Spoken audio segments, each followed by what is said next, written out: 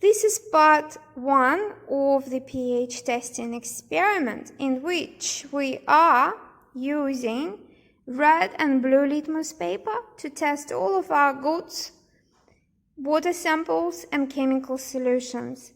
We are going to be recording our results in the table. This is my table. Part 1, results. This is a list of all of the goods and solutions and chemicals that we are going to be testing in this order. Then here is the red litmus and blue litmus paper. We're going to be recording here and here the changes of color. So if red litmus paper goes to blue, we're going to record here blue.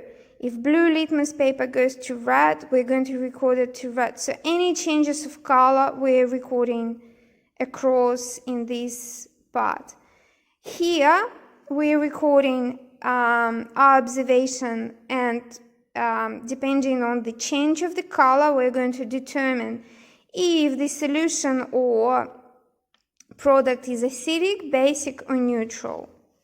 We are going to be testing sodium hydroxide.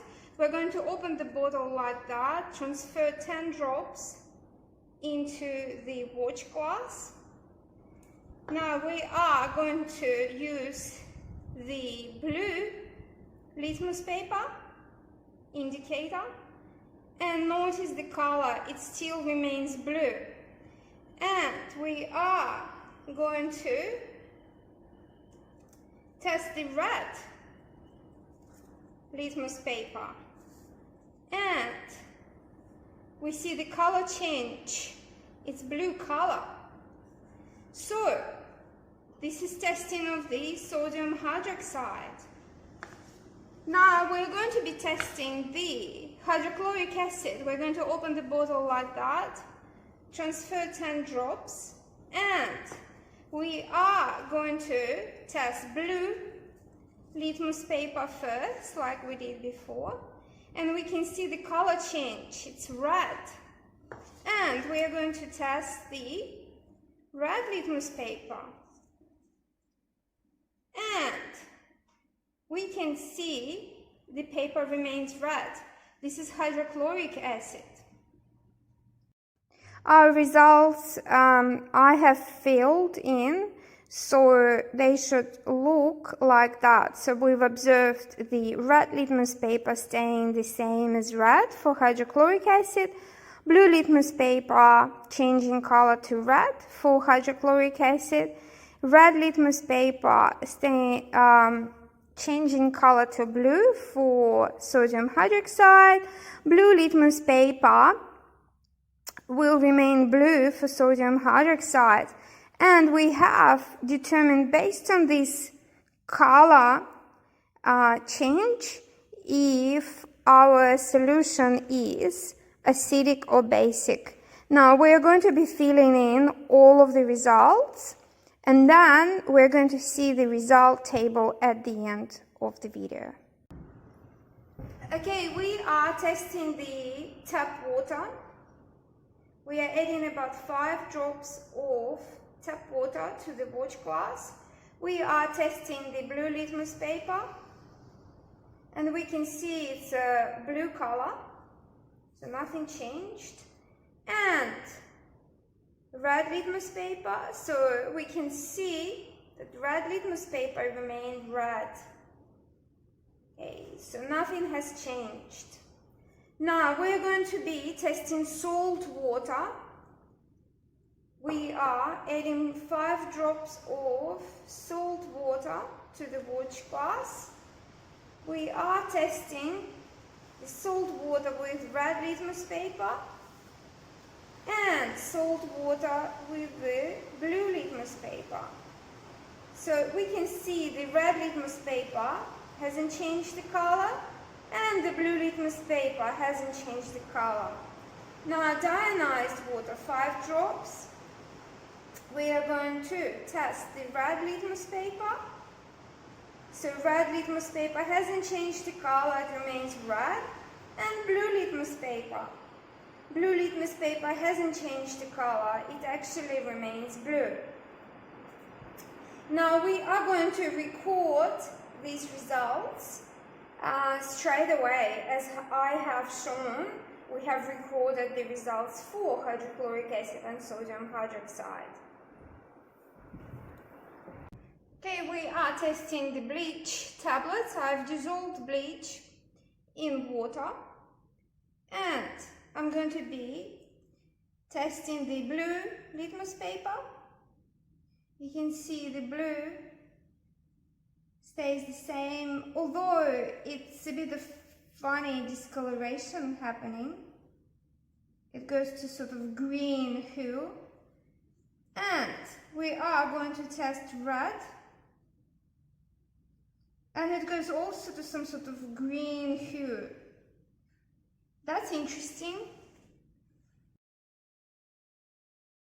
Okay, we are going to test some vinegar. We're going to place 10 drops of vinegar on the watch glass.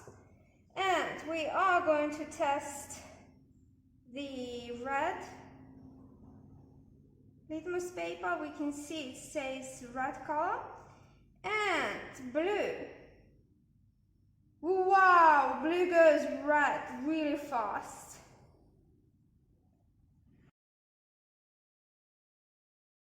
Orange juice. Now we are adding 10 drops to the watch glass. We are testing blue litmus paper. And we can see the blue litmus paper goes quite red. And we are going to test red litmus paper. And we can see that the red litmus paper stays the same red color.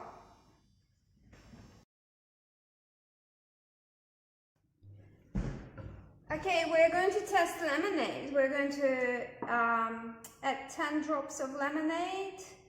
On the watch glass, we are going to test the blue litmus paper. You can see it goes red color. And we are going to test red litmus paper. And you can see it stays the same, red.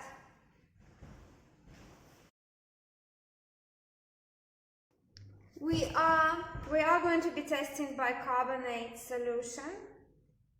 We are placing 5 drops on the watch glass of this solution. Now we're testing the red litmus paper, and we can see it turns blue. And we are testing blue litmus paper, and we can see it stays blue.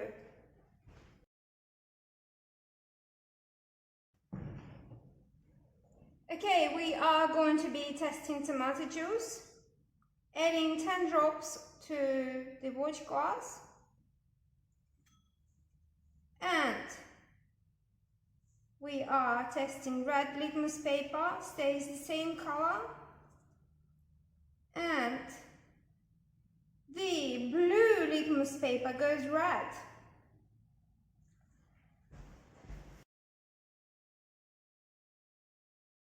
We are going to test some dishwashing liquid. I have diluted this liquid with a little water just to make it less dense for our testing purposes.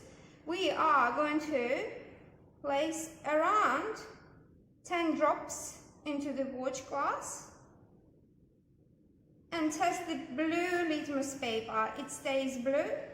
And now we're going to test red litmus paper, and as you can see it stays red.